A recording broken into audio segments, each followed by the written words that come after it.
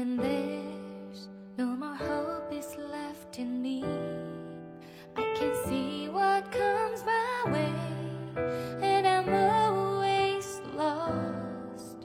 There's nowhere else to go. Hi guys! Hi mga lalabs! Kumusta? Kumusta ang lahat? Ayan, another video na naman uli sa after ng ilang araw na wala tayong video, no? So, itong video na to guys, actually, medyo matagal na to. Hindi ko lang ma-upload. Nakalimutan kong i-upload. Matagal na to guys, past mga 2 months ago. I-share ko lang sa inyo yung update ng ni Rhea. Diba nag-join siya ng karate? So, nung summer. Tapos, nitong nag-change na siya ng belt, nag-take siya ng exam. So, ngayon po, ang belt ni Rhea is yellow-white na. So, sa kaalaman po ng lahat, ang school pala ni Rhea sa kaniyang karate is Budokan. Budokan na Karate Oman. So, nag-take na siya ng first exam niya to change sa belt. So, ngayon nasa yellow-white belt na siya. Bali, yung kasi ng Budokan is from white belt, then, magtitake ka ng exam, magiging yellow-white belt ka, and then another exam for yellow belt, another exam na naman for orange, and so on, and then orange after orange is, I think, blue, and then blue is purple, after purple is brown, and then parang brown after brown is black na. Basta mahaba ang proseso guys ng Budokan bago mo ma-reach yung black belt. Pero ang tagal pa ng ng bubunuin ni Rhea na mga ilang taon pa, baka nasa Pilipinas na kami ng mga time na yon. But anyhow, pagdating lang namin ng Pilipinas, ipagpatuloy na lang niya doon.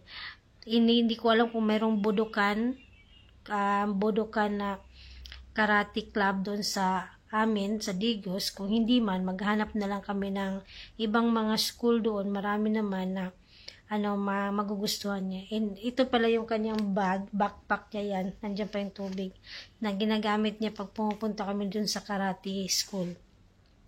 So, ayun guys, ipapakita ko lang sa inyo yung video, yung kanang paano setup ng kanilang exam. Marami sila kasi parang 3 school yun, 3 branch, tas yung exam dito lang sa pinapasukan ni Red, yan hinildat. So, ipon-ipon na sila, so marami ang nag-take ng exam. So, makikita mo guys na may mga bata na medyo advanced sila, may mga bata na hindi rin, pero kahit memorize nila yung kata, pero hindi masyadong accurate yung kanilang movement. But go lang ng go. At least, alam mo, ang kasi ng karate, hindi ka agad-agad makukuha ng bata yung passion. Pagdating ng araw, baka sakali, makita na nila yung sarili nila. Ay, gusto pala nila yun. Hindi katulad ni Rhea, talagang gusto niya, passion niya. Kaya, push siya talaga. Yung talagang pinapakita niya yung best niya. And I want to share to you guys, sa lahat po na nag-exam, either from first exam or yung mga yellow exam or yung mga blue or purple na mga nag-change ng belt. Sa lahat po ng nag-exam, si Rhea po yung top notcher.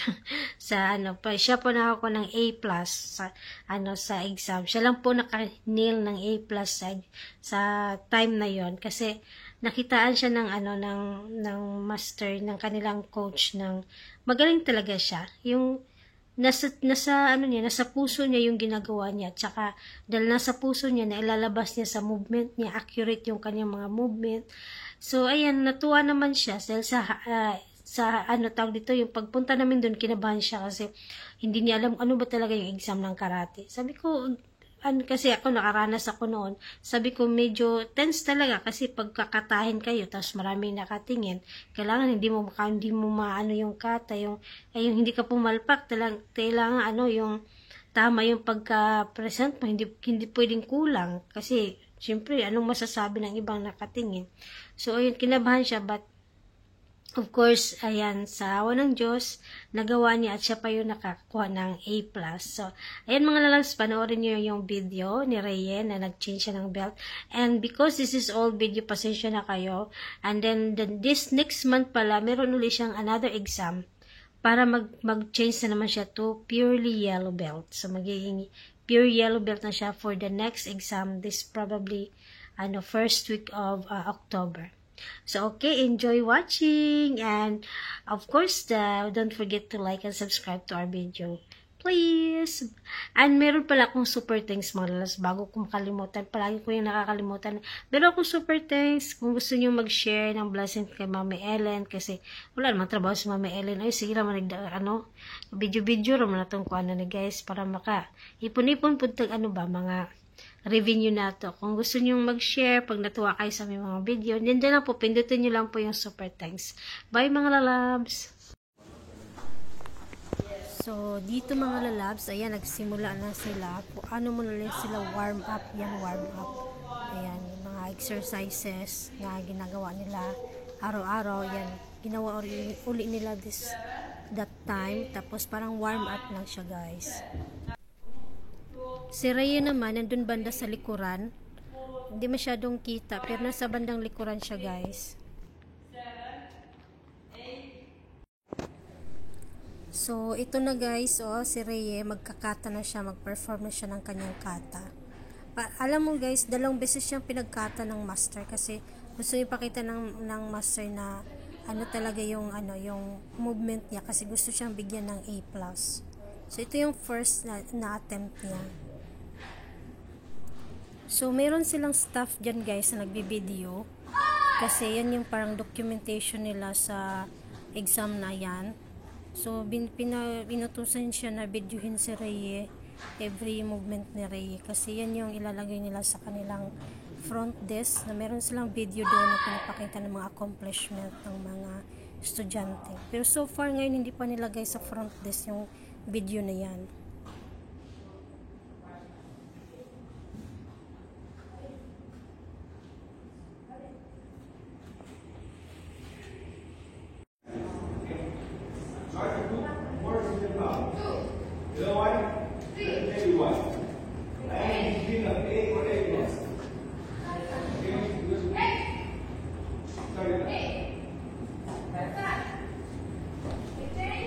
So, ayan na nga, ginawa na rin yung second kata performance.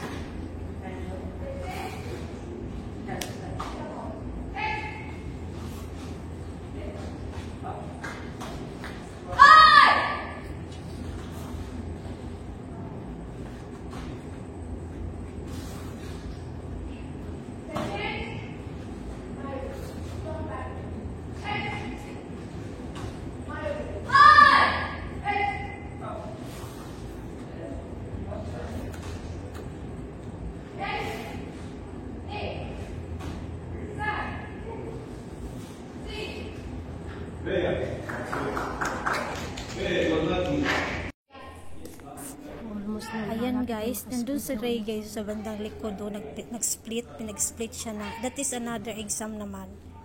Yung Iranian lady master naman yung tapos meron isang batang babae din na nag-perform ng kata. Ayan, for another belt yan. Pero si Rhea nandun na sa likod, ng master, pinag-split at saka mga ibang mga techniques din.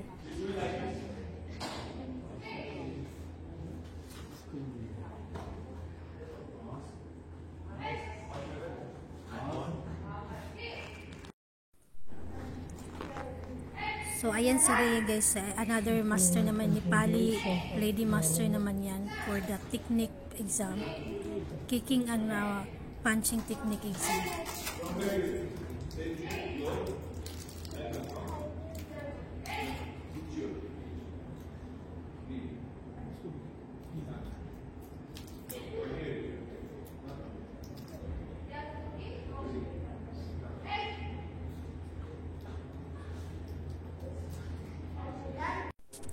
So, andyan pa rin si Rhea, nag-exam pa rin ang kanyang punching and kicking exam with the Nepali master. So, ang mga master pala nila guys is from Nepal, one from India, and mostly from Iran.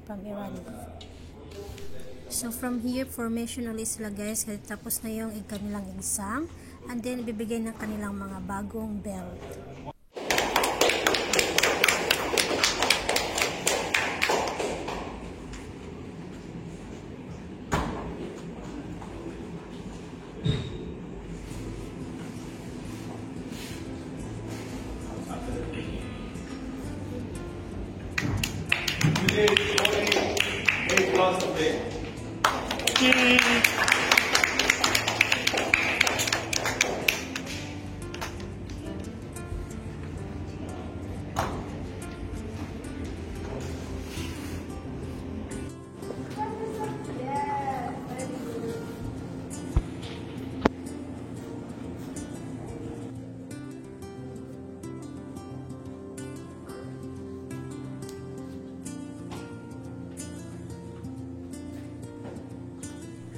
So, ayan guys, natapos din ang araw ng exam ni Reye.